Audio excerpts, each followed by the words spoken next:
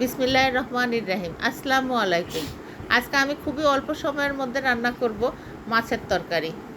তো একটি কড়াইয়ের মধ্যে এখানে আমি পেঁয়াজ, কাঁচামরিচ, স্বাদমতো লবণ, হলুদ, আদা, রসুন, জিরা আর ধনিয়ার গুঁড়া দিয়ে হাত দিয়ে কষলিয়ে মাখিয়ে নেব।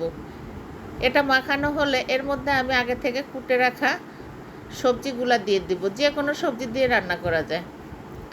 তো সবজি দিয়ে আমি আরেকটু মাখাবো।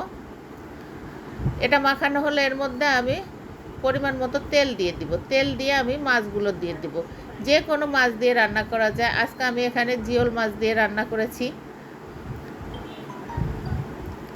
তো মাছ দিয়ে মাখিয়ে এবার আমি পরিমাণ মতো পানি দিয়ে দিব। পানি দিয়ে আমি ঢাকনা দিয়ে ঢেকে রান্না করব। তো 10 মিনিটের মধ্যে আমার রান্নাটা শেষ হয়ে যাবে। এই তো আমার রান্না শেষ। এটা এখন পরিবেশনের জন্য রেডি। খেতে কিন্তু দারুণ হয়। তো ধন্যবাদ সকলকে সাথে থাকার জন্য।